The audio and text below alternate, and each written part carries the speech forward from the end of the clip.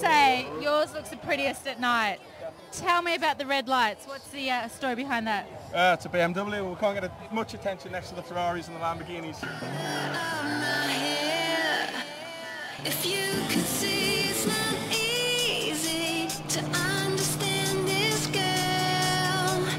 Don't you know it's not easy to let you in my world? Hola, ça va? We are the Cannonball Cowboys!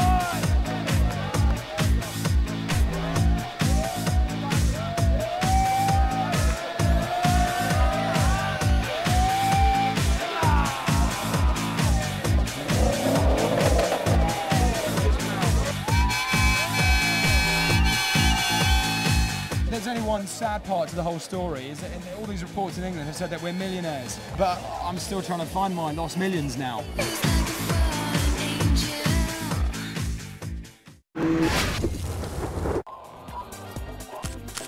Day 4 is a drive north 387 miles into the Andorran mountains. The pre-race training for most of the ballers consisted of drinking heavily until the early hours. This isn't something Michael Schumacher might recommend, but it seems to work for these boys. What time did you get in? About 10 minutes ago. Could do with a sleep in the next few days. Yeah. Just get some this week, that'll be good. I've not been drinking at all. I don't like drink. My mother said it would be my ruin. Some of the British press had called the drivers millionaire toffs. Not quite the case, but made good headlines. We're millionaire toffs. We'd like to know if you make a donation to Toff Aid, our new charity. You know, help us on the road, keep us buy petrol and go faster. With Spanish-English relations at a low ebb, some ballers attempt to plead their innocence to the Spanish media. That's our speed that we have to do every day. What's the problem? There's no problem, no problema, huh? No problem. Have you paid the fine? Yeah, everybody pays the fine because it's not fair. You know, we love Spanish people. British people have always loved Spanish people. There's always a big handshake here, but now we have a problem. Have you paid the fine?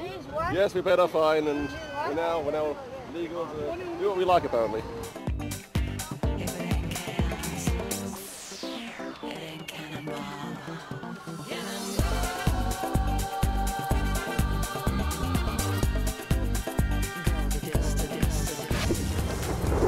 Our Cannonball truckers in the 4-litre F-150 are bang on schedule and eager to share their Benidorm tales. We're there with this hen passing, there's a few of them floating about, and Dan's chatting up the bride. Anyway, I see Dan leave with the bride, which I just applaud, and about 10 minutes later they're all worried that the bride's gone missing, and I say, oh, don't worry, she's just off fucking my mate. And their faces were just like, well, she's going to get married. Pete managed to pull the bird with no teeth. With no teeth, not one tooth. Excuse me, boys, Dan cannot talk today. And looking at your, yeah, it was a big, and Timmy, looking at your pictures on your phone, you can't talk either to me. Lotus driver Dave Pollard is one of the few solo competitors. This gives him more time to reflect on the nature of Cannonball. I enjoy driving more than liking cars, to be honest. It's the drive rather than the shiny metal or whatever, but yeah, since driving the Lotus for the first time, that was it. Well and truly hooked.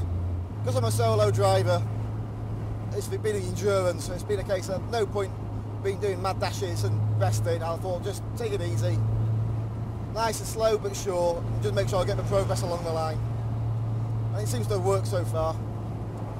Sex boys here at the old gas station in the middle of fucking nowhere.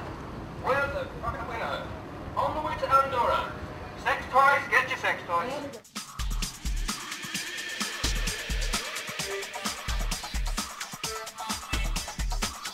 With Benidorm behind them and the police left counting the cash from the competitors' fines, it's time to hit the open road again.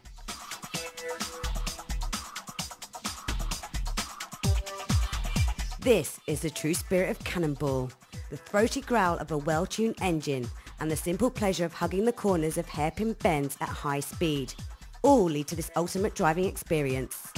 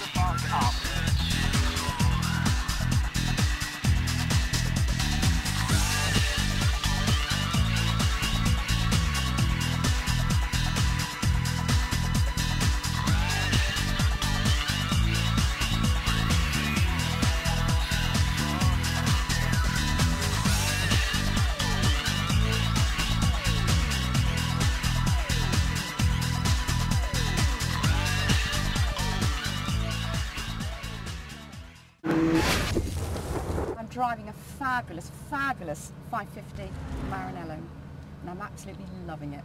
This is probably one of several that I've owned, the first one being a 328 GTS, which was flipping brilliant.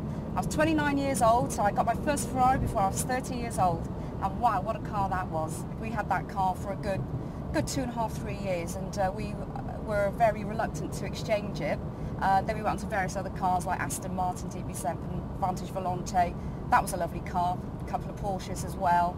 And we thought, well, we've been away from Ferraris for a good couple of years. We like to change our cars quite often. And we thought, well, Pete wanted a V12, so we thought, yeah, let's go for another Ferrari. And so the 550 Maranello was a car that we both loved, absolutely loved, and this one is in a class of its own.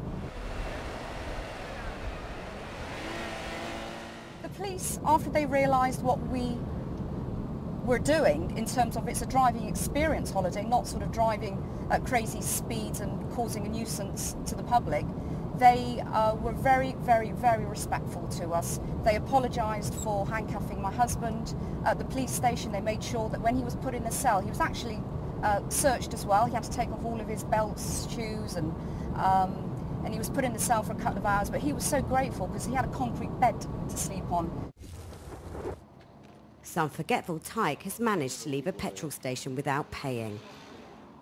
This has not gone down well with the local coppers. He said that he's got 2 number plates that he needs to find them because they're looking for the 2 cars with these number plates that he has.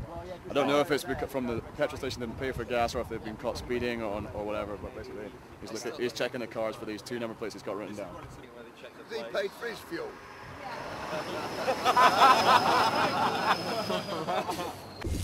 We had to go elsewhere, haven't we? 'Cause the Spanish got yet another roadblock for us. So we're taking a shortcut around the back lanes. Not entirely sure where we're going, but true Cannonball style, we're going to follow the leader. We're well out of the way, aren't we? We don't need to be going towards Barcelona either. What do you reckon best bet is? Overtake and pull them over and tell them?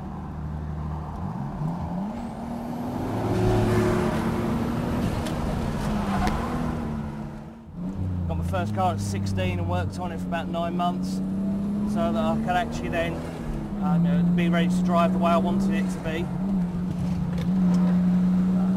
And various things, a modified Cosworth with a Brodie Britton race engine in it, 500 horsepower GTO.